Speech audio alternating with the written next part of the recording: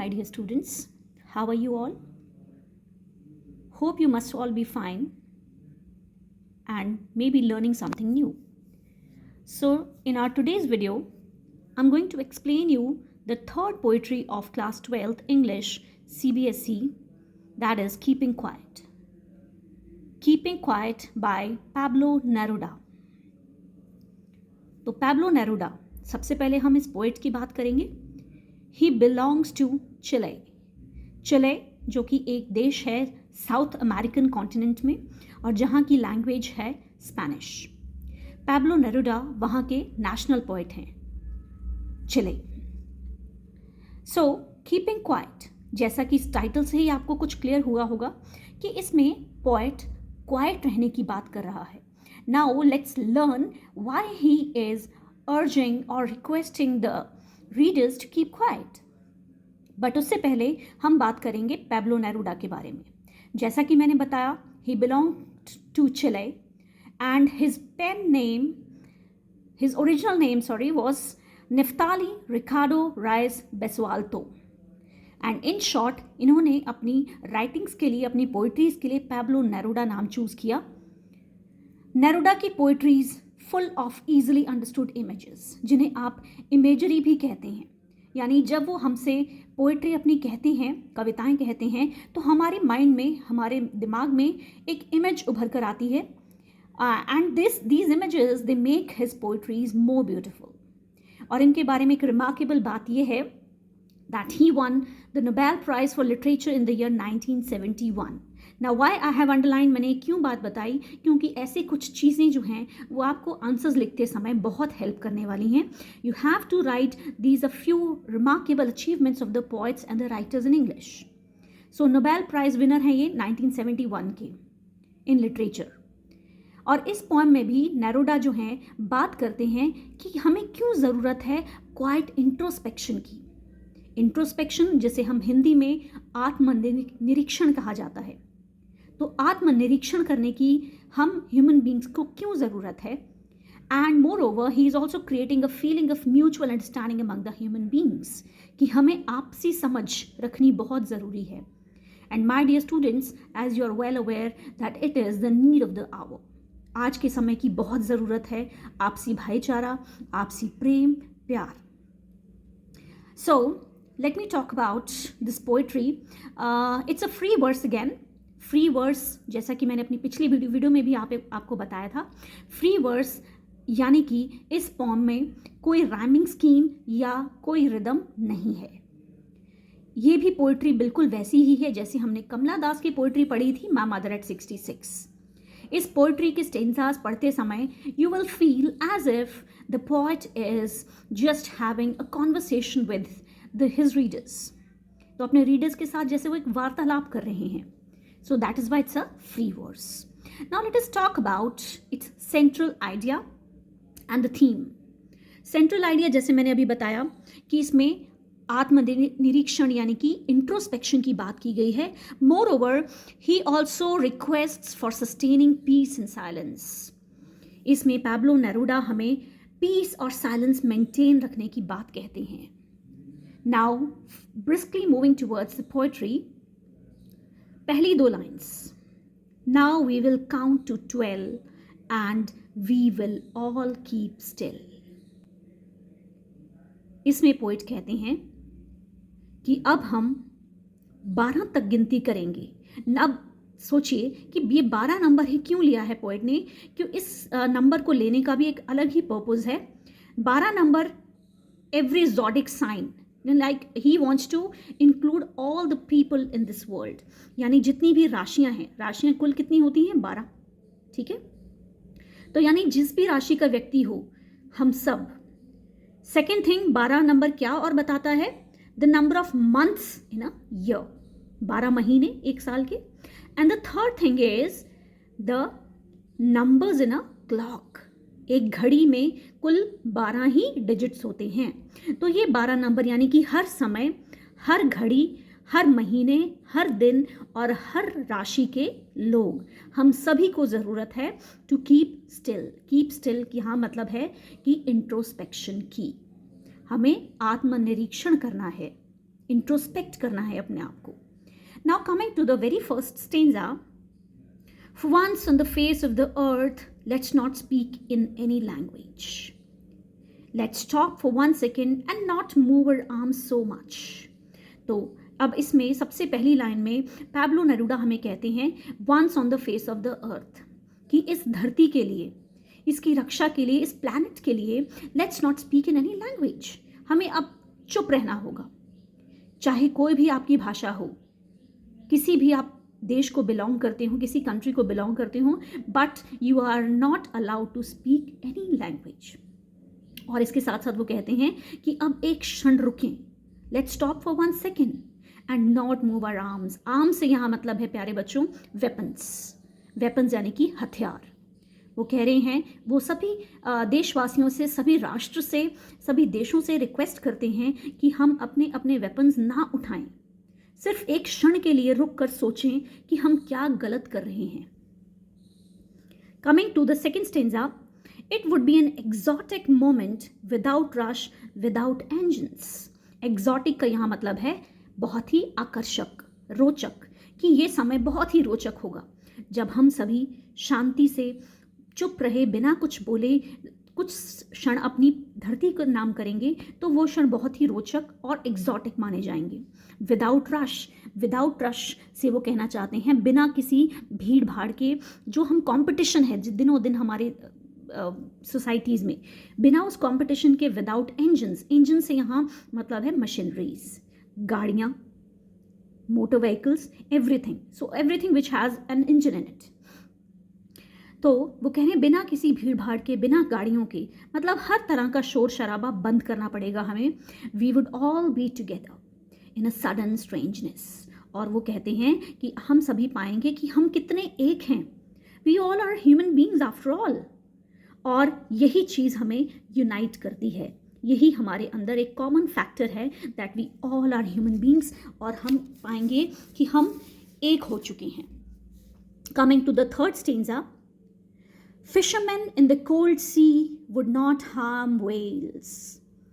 अब यहाँ fisherman in the cold सी का मतलब है अब वो अलग अलग लोग जो किसी भी रूप में धरती को नुकसान पहुँचा रहे हैं. अब उनसे भी पैब्लो नेरूडा रिक्वेस्ट करते हैं, पोएट रिक्वेस्ट करते हैं कि फिशरमैन भी वेल्स को या किसी भी तरह के जीव जंतुओं को कोई नुकसान ना पहुँचाएं, क्योंकि जब कोई एक्टिविटी ही नहीं होगी, कोई इधर उधर मूवमेंट्स नहीं होंगी, तो किसी तरह का किसी भी प्राणी को नुकसान नहीं पहुंचाया जाएगा. And man gathering salts would look at his hurt hands. अब मैन गैदरिंग सॉल्ट्स एक सिंबॉलिक है, सिंबॉलिज्म है यहाँ पे. वो ये कहना चाहते हैं इन 2 लाइंस के द्वारा पैब्लो नेरूडा कि जो डैमेज हमने अपने एनवायरनमेंट को दिया है, हमने इस धरती को दिया है, अब उसे देखने की ज़रूरत है. Would look at his hurt hand, यानी कि वो नुकसान हमें अपने आप को नुकसान पहुंचाने की तरह है, कि धरती को नुकसान देना यानी हम खुद को नुकसान पहुंचा रहे हैं. Coming to the next stanza and the fourth stanza. Those who prepare green wars with gas, wars with fire. अब ये जो स्टेंजा है, इसमें पोएट नुकसान की बात करते हैं कि हमारी अर्थ, हमारे प्लैनेट को, हमारी पृथ्वी को किस किस तरह के नुकसान हुए हैं. यानी कि सबसे पहले उन्होंने बात की है ग्रीन वॉर्स. ग्रीन वॉर्स यानी पेड़ों की कटाई, deforestation, right. So green Wars जो हमने छेड़ रखी है. इसके साथ साथ Wars with gas. Wars with gas बहुत ही सिंपल सा वर्ड है, यानी कि पोल्यूशन से related. Wars with fire, fire यानी गर्मी, यानी ग्लोबल वार्मिंग, राइट. तो इन 3 वॉर्स की, 3 तरह के वॉर्स की बात की है उन्होंने इस स्टेंजा में. ग्रीन वॉर्स यानी deforestation, wars with gas pollution, and wars with fire means global warming, right.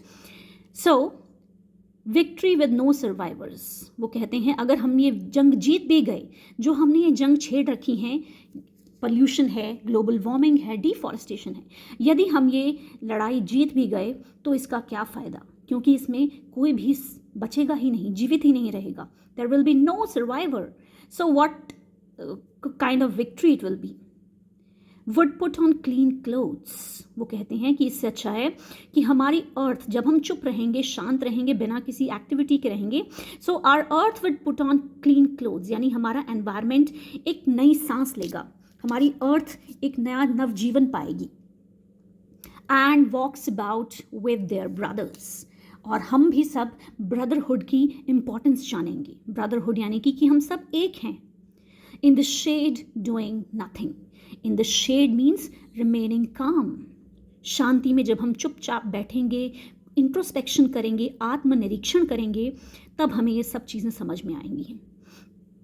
Coming to the next stanza, what I want should not be confused.